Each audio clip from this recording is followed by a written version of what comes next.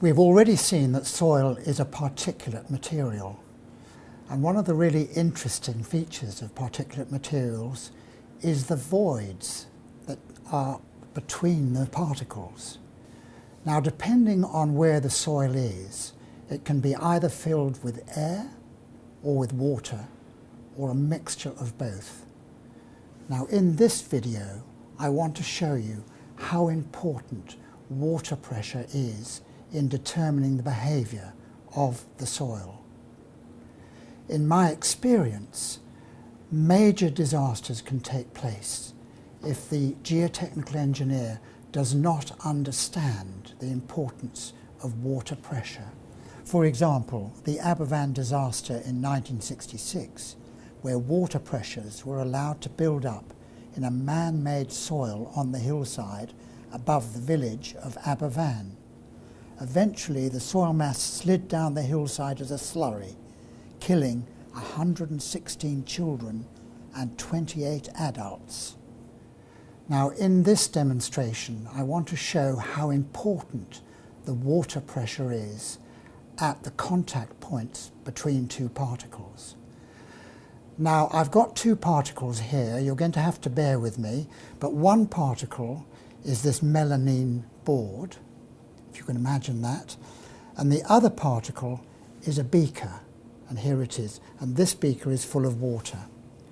And we place this beaker full of water on that surface, and you'll see that it is stable.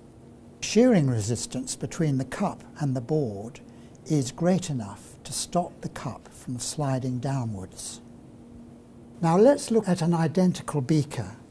Here we are. We place it on that slope and we'll fill it with water. And we'll observe what happens. We'll see that that slides. We'll do it again. Now, why is that? Why should one beaker be stable and the other not? And the answer is that this beaker has a hole in the bottom. Now, the implications of that are that the water seeps through that hole, and the head of water generates a pressure between the beaker and the wet surface.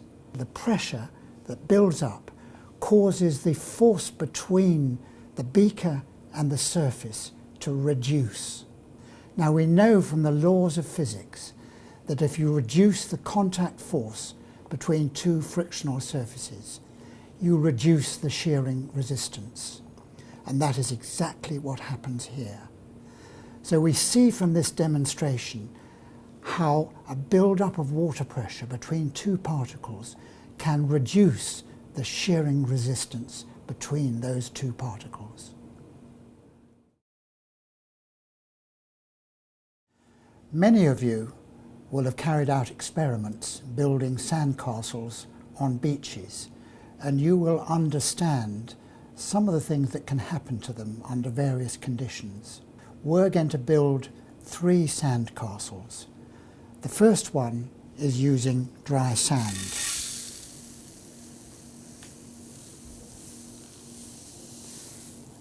And we see it forms a cone here.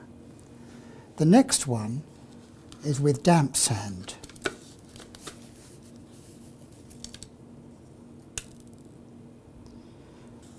Now here's another one which is also from damp sand. But what happens when the tide comes in? So let's see what happens. You see, this lovely stable sandcastle has just slumped. Now this effect and this effect we've covered already. Here we've just got the sand grains under their own weight acting frictionally. Here we've seen how water coming in below can reduce the forces between the particles, therefore reduce the shearing resistance, and the sandcastle slumps. Why is this one so stable? And to understand that, we need to introduce a new concept, which is surface tension.